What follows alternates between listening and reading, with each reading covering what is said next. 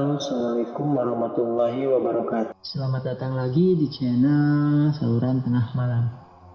Saluran ini menceritakan kisah-kisah misteri yang berasal dari kisah nyata ataupun dari sebuah cerita. Jangan lupa tekan tombol subscribe dan nyalakan loncengnya biar kita makin semangat menceritakan kisah-kisah misteri yang lain.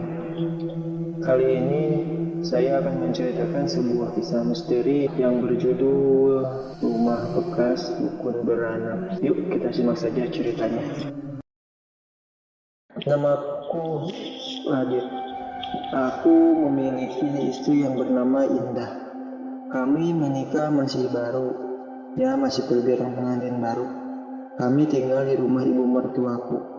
Sejak awal aku mendekati Indah, ibu mertuaku sangat tidak setuju. Tapi berkat kegiahanku, akhirnya aku menikah. Sampai kami menikah pun, ibu mertua masih sinis dan terkesan benci padaku. Setiap hari ibu selalu menyindirku dengan kata-kata laki-laki gak tahu diri dan kata yang menyakiti lainnya. Atau selalu diam. Begitupun Indah. Dia selalu berusaha menghiburku dan menenangkan hatiku. Aku memang punya catatan masa lalu yang kelam, di mana dulu aku tukang mabuk, berjudi, dan juga main perempuan.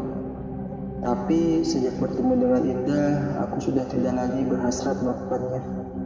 Aku benar-benar ingin berubah, jadi lebih baik. Karena ibu yang semakin menyakitkan, maka aku berencana mengambil semua tabunganku untuk membeli rumah yang agak jauh dari ibu. Bisa dibilang itu perkampungan. Suasananya masih sangat asri, dan yang lebih penting harganya sangat murah. Uangku cukup untuk membeli rumah itu. Tanpa Indah tahu, aku membayar rumah tersebut karena aku ingin memberikan kejutan kepada Indah.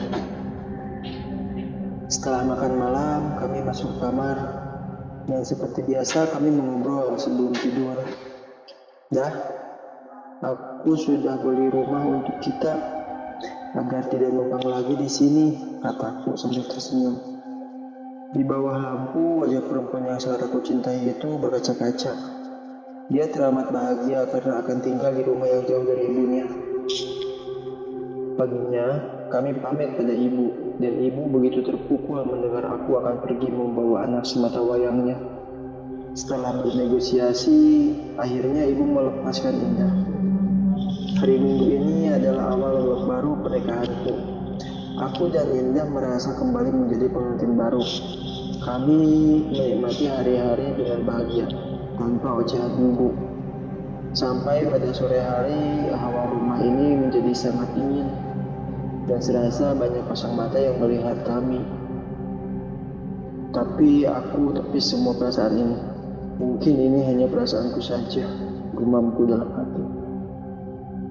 Sampai malam menjelang, Indah memasak, dan kami makan berdua. Setelahnya masuk ke kamar.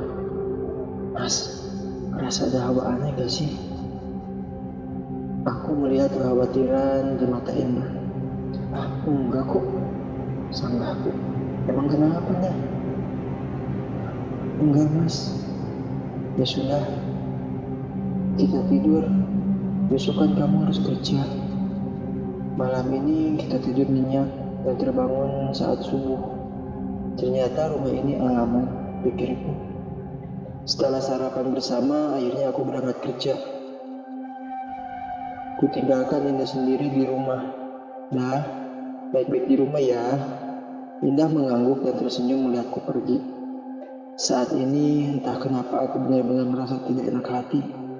Ingin rasanya pulang dari kantor dengan cepat. Sore itu sekitar pukul 5 sore aku sampai rumah. Dan di halaman rumah sangat ramai dengan orang. Aku penasaran. Aku pun segera berlari setelah memarkirkan kendaraanku jauh dari rumah. Ini ada apa pak? Tanyaku heran. Walah itu mas, istri sampean tadi pingsan di bawah pohon beringin yang besar itu. Tunjuk salah satu warga ke pohon yang berdiri kokoh tepat di pinggir rumahku. tepat pada adzan maghrib, ibu pun sadar. Mas, kamu sudah pulang. Udah, kamu sholat dulu ya. Nanti kita makan, ucapku. Saat itu warga sudah bubar, dan kami di rumah hanya berdua. Waktu menunjukkan pukul 8, dan kami segera pergi ke kamar. Udah, kamu kenapa tadi pingsan gitu? Aku takut, Mas. Kayaknya rumah ini ada penunggunya. Jawabnya sambil berkaca-kaca. Aku tadi bertemu nenek sangat seram wajahnya, Mas. Dia tiba-tiba muncul dari balik pohon beringin itu. Dia akan mencekiku, Mas. Tapi setelahnya aku ambruk. Aku hanya bisa menenangkannya dengan pelukan. Nanti aku ceritahu asal-usul rumah ini pada yang menjualnya ya. Hari itu sengaja aku mengajukan cuti ke kantor karena ingin datang ke rumah Rio. Dia adalah orang yang menjual rumah ini kepadaku. Dah, kamu mau ikut gak? Aku mau ke rumah Rio. Rio yang menjual rumah ini, Mas. Iya, dia yang menjual rumah ini. Mas, sebelum beli rumah ini, kamu tanya dulu gak asal-usul rumah ini? Enggak dah, aku tergiur dengan harganya ya. Dan ingin segera pindah dari rumah ibu, jawabku. Aku sadar aku terlalu sembarangan. Tapi aku tidak pernah menyangka semuanya akan seperti ini. Setelah sampai di rumah Rio, ternyata sedang ramai orang yang ada bendera kuning. Aku hanya saling pandang dengan indah. Lalu aku bertanya pada salah satu warga yang sedang berdiri. Mas, ini siapa yang meninggal? Rio, Mas, kasihan, masih muda, matinya mengenaskan lagi. Tiba-tiba segerombolan ibu-ibu yang keluar dari rumah Rio. Sepertinya baru selesai melayat. Mereka berbincang. Itu Rio, pantas ya, mati mengenaskan. Mana mayatnya bau busuk lagi dan bau darah. Ini tuh ada pas masih hidup suka bantuin Nyai Darsi aborsi. Bu udah nggak baik tahu ngomongin yang sudah meninggal. Jawab ibu yang lain. Lagi-lagi aku dan Indah hanya saling pandang. Mas, ayo pulang ah. Ajakan Indah mewujudkanku. Di dalam mobil kita hanya saling diam, berkelana dengan pikiran masing-masing. Sesampainya di rumah, Indah langsung masuk kamar. Saat kulihat dia sedang menangis. Nah, sapaku. Mas, aku capek. Gimana aku mau cepat punya anak kalau selalu banyak pikiran begini? Aku hanya diam, merasa gagal menjadi suami. Tiba-tiba di kamar sebelah terdengar suara. Seperti lemari yang ditutup kencang. Aku dan Indah pun merasa kaget.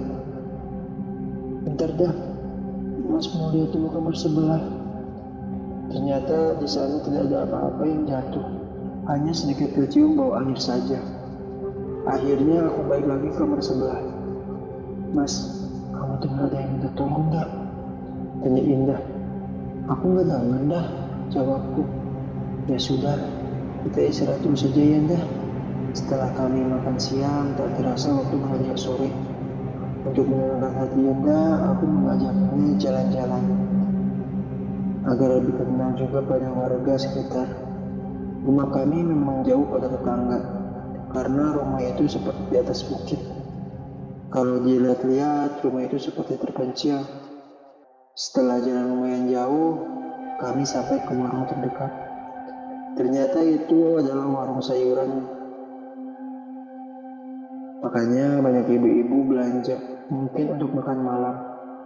Bu, sapa Indah ramah pada ibu-ibu yang sedang berbelanja. Ini ibu yang ngisi rumahnya Nyai Darsi ya? Oh iya bu, jawab Indah ramah. Ini suaminya bu. Indah hanya mengangguk sambil tersenyum. Ngomong-ngomong, kalian betah tinggal di sana? Saya sih nggak betah bu, banyak kejadian aneh. Tiba-tiba ini langsung betus. Emang sebelum beli rumah itu kamu tidak tanya dulu asal usul rumah itu ya? Enggak bu, jawab Indah sudah.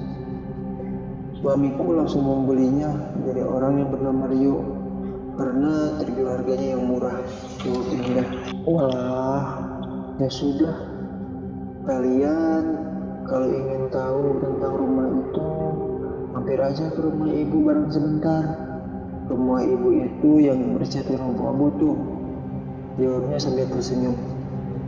Iya bu, kita akan mampir. Jawabku semangat.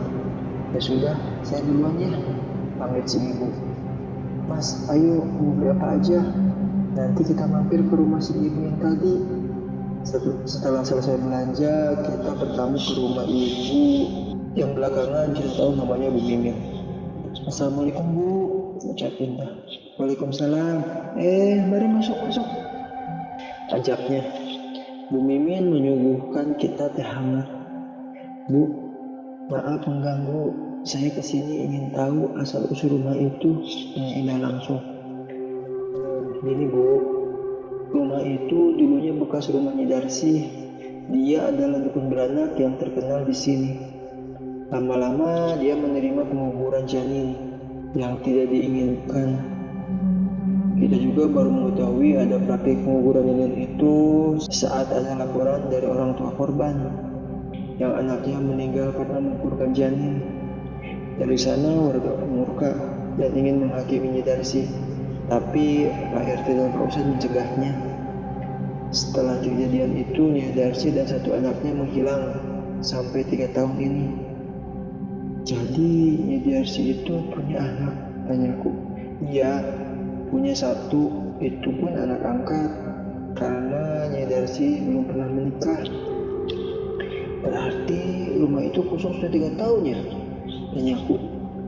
Betul, sudah 3 tahun ini tidak ada yang berani menghuni. Tapi rumah itu selalu dibersihkan oleh Rio. Rio adalah orang kepercayaannya Darsi. Rio juga yang memasarkan jasanya Darsi pada anak sekolah, wanita penghibur, dan juga wanita simpanan pada masa itu. Info ini kami dapat dari Rio sendiri yang diringkus oleh polisi setelah diketahui bahwa rumah itu menjadi tempat aborsi. Jawab si ibu dengan santai. Oh, kalau begitu saya sudah ditipu.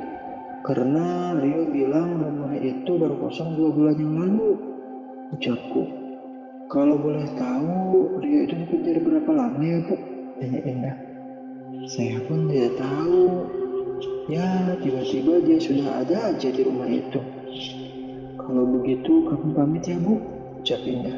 Ya sudah, hati-hati di jalan ya. Terima kasih banyak ya Bu infonya, ucapku. Akhirnya kami jalan terburu-buru karena hari mulai gelap. Setelah salat, masak dan makan, kami berbincang bahwa keputusannya kami akan meninggalkan rumah sebelum terjadi hal yang tidak diinginkan. Tiba-tiba dari kamar sebelah terdengar seperti pintu didobrak. Sontak, aku dan Indah kaget.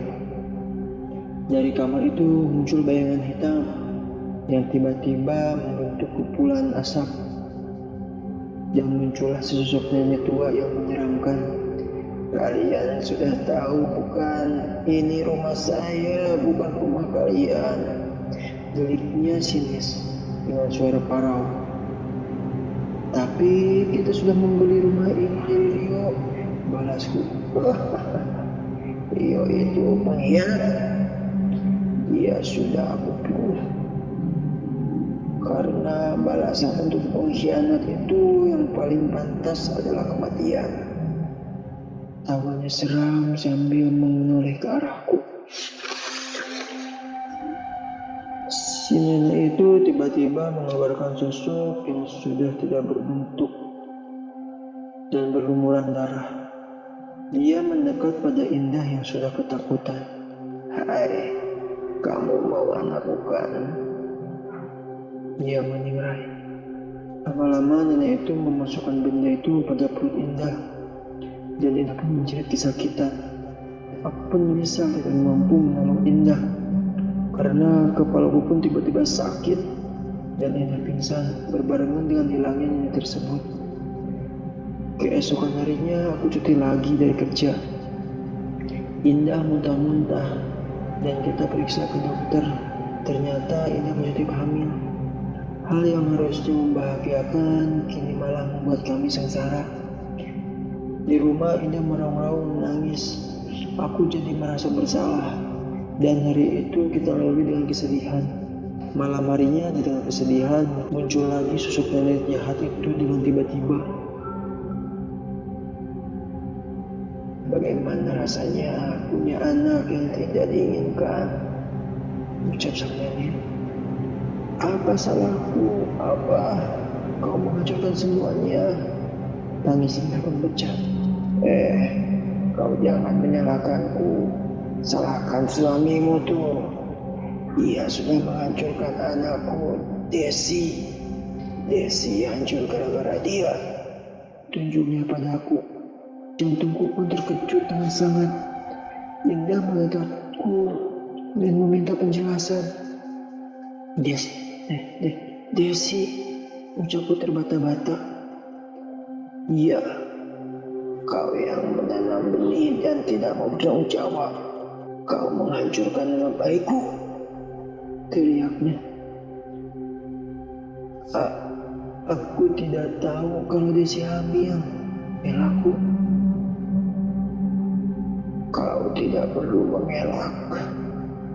Desi di mana sekarang? Tanyaku. Tiba-tiba pintu kamar terbuka. Kamar sebelah yang sering terdengar suara minta tolong. Di sana ada lemari dan tiba-tiba terbuka. Terlihat di sana ada banyak tulang belulang. Itu orang yang kau cari. Orang yang harapannya kau patahkan. Suara nenek itu pun merendah. Aku tiba-tiba menangis mengingat kebersamaan kita dulu. Dan memang salahku sudah menghamilinya, tapi belum siap menikah. Aku melihat kecewaan Indah. Aku bingung harus berbuat apa. Kau tak perlu bingung harus berbuat apa. Karena hutang nyawa akan dibalas nyawa, singrai nenek itu. Aku sudah memperdalam ilmu hitamku 3 tahun ini. Dan kau tahu, aku bisa membunuhmu hanya dengan 1 sentuhan. Dia tertawa puas. Mas, aku mau cari bantuan warga, ucap Indah sambil pergi dari rumah.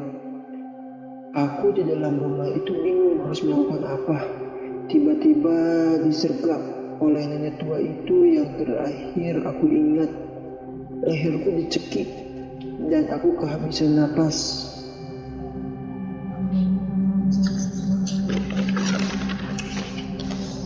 Sesampainya Indah di rumah itu, nyawa suaminya sudah tidak ada lagi. Warga semakin geram padanya Darsi. Woi Darsi, kau membunuh lagi? Geram warga. Kalian tidak perlu ikut campur masalahku. Aku hanya membalaskan kesakitan anakku pada lelaki ini. Singrainya mengerikan.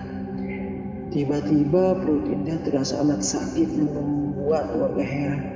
Tolong, aku sakit perut, ucap Indah. Warga yang akan membawanya ke rumah sakit tiba-tiba dicegah oleh Darsi. Jangan, kalian tidak perlu bawa dia ke rumah sakit. Dia akan melahirkan generasiku. Tidak lama Indah mengajar dan keluarlah sesosok daging, tapi rupa itu seperti manusia. Indah begitu ngeri, begitupun dengan warga. Dendamku sudah usai, dan dari rahimmu aku mendapatkan generasiku. Darsi tiba-tiba menghilang. Esok harinya Radit dimakamkan, dan Indah pun pulang ke rumah ibunya dengan sedih. Ternyata benar yang dikatakan ibu, bahwa Mas Radit adalah laki-laki yang pernah punya masa lalu yang kelam. Dan ternyata itu mencelakakanku, Bu. Sekarang karena kata dokter rahimku sudah rusak dan harus diangkat. Bantinnya pun menjerit. Dan akhirnya kisah ini pun selesai. Dari kisah ini kita bisa ambil sebuah hikmah. Apapun perbuatan yang kita lakukan saat ini akan kembali pada kita suatu saat nanti. Perbuatan baik ataupun perbuatan yang kurang baik. Semoga kita bisa selalu berbuat baik pada sesama manusia.